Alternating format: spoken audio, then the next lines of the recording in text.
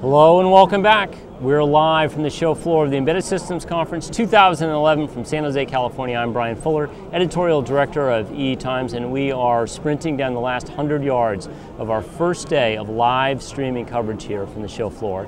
We're going to do this again tomorrow, so mark it on your calendars. I will bother you with tweets, Facebook posts, and all kinds of cool stuff like that overnight, maybe even the occasional email spam.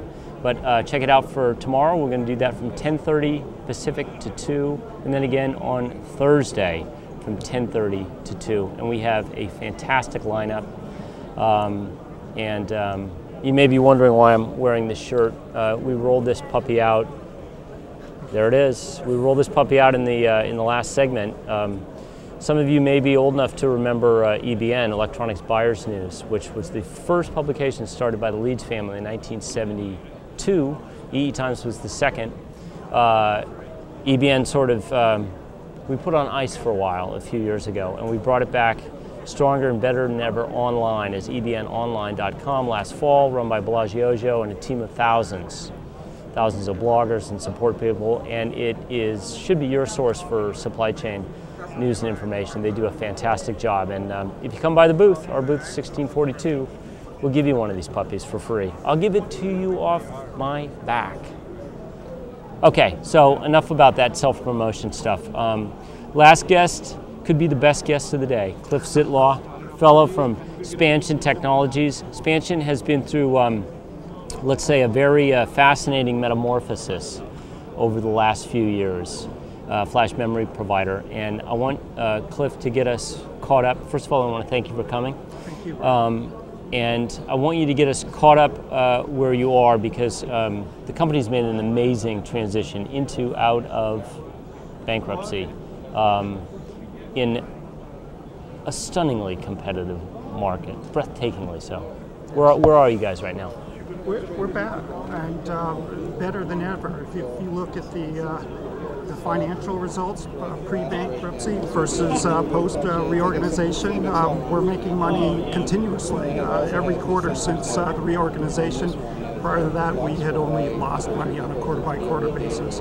So a refocus on what we are able to accomplish in the embedded space has given us business that has high margin, good futures, a need for higher densities as time goes on. We've got new process nodes coming online over the next couple of years, so Spansion is back, and NOR is a credible technology for the foreseeable future.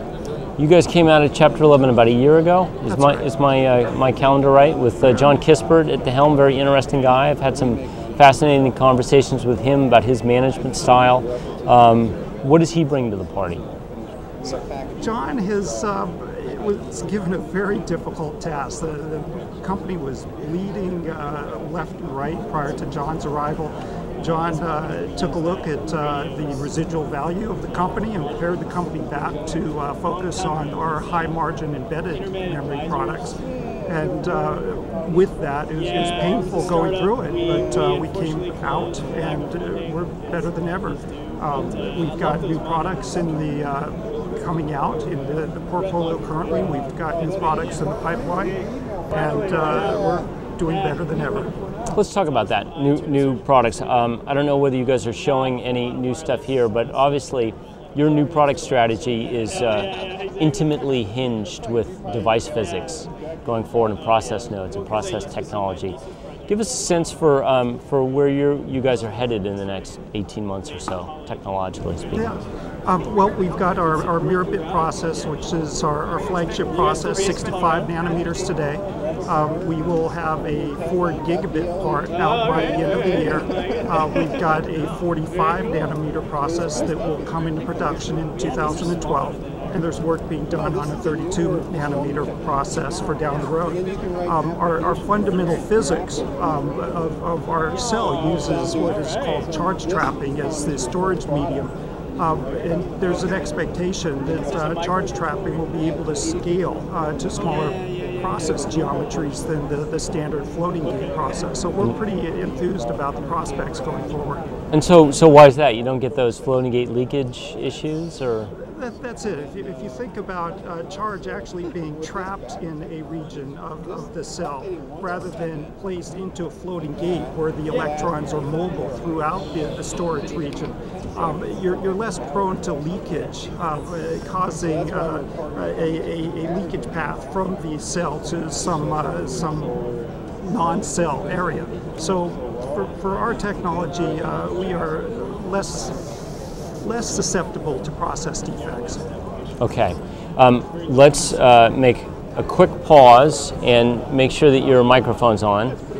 If you, grab your thing over there, because we are probably picking you up on my mic. There we go. That should be That'll help. much better. Okay. Anyway, so we were talking about the advantages of the cell trapping approach. You guys kept your manufacturing even through Chapter 11, right? You didn't sell off those assets or anything like that?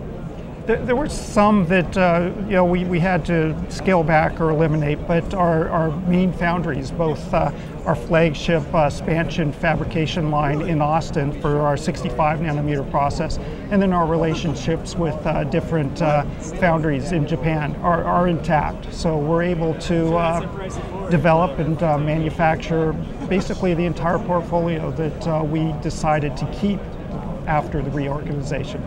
And capacity-wise, you're okay for now, or you're going to be building new capacity in the next couple of years? Or what do you think? Are looking towards how we expand our capacity. That's right, and where we're going to manufacture our 45 and 32 nanometer processes.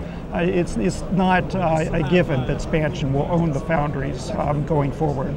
There are several foundries in the market that look as though they're able to do the manufacturing for us, and that's one of the alternatives that is being considered. Yeah, that would definitely be a trend, a hot trend in the last 10 years or so. That's right. Okay, let's go back and talk about products again. Talk to me about applications of the NOR Flash technology. Where are you seeing uptake in terms of system design, system incorporation of your flash memory? Yeah, NOR Flash spans the application spectrum. Everything from set-top boxes to automotive to cell phones to wireless routers. Basically, a whole large span of applications. Our densities go from 1 megabit in our portfolio up to, like I said, 4 gigabits coming out by the end of the year, 2 gigabits out in production now. So we cross a whole spectrum of applications with our different density products. Okay. You guys have a booth presence here at ESC? We do not. You do not have booth presence here at ESC. Okay, well, you guys are in Mountain View. We're giving a talk this afternoon. Oh, fantastic. What time? 4:30. 4:30. Do you know the room off the top of your head? Because we're not N4. N4. Talk at 4:30. Cliff's giving the talk, correct? That's right. All right. So I want to thank you for coming by. I mean, what Spansion's been through in the last couple of years, you guys have also been able to keep a core group of people there through some really tough times. I've worked for a company that went through Chapter 11, and it's not easy. But you guys managed to keep that core and then come out of it last year, and hopefully everything is up and to the right for the foreseeable future. The future looks very positive for us, and we're the people that did stick through. We're very pleased with what is occurring. Well, Cliff, thanks for stopping by. Good luck with your presentation this afternoon. Thank you, Brian. That is going to wrap it up for today's EE Times live stream programming from the show floor of the Embedded Systems Conference 2011 in our palatial booth number 1642. If you're around tomorrow, come on by. Can't promise we'll get you on camera, but there's some free EBN swag you can have. Anyway, so I'm Brian Fuller, Editorial Director of EE Life, signing off. We'll see you tomorrow, 10:30 Pacific, right here on Ustream.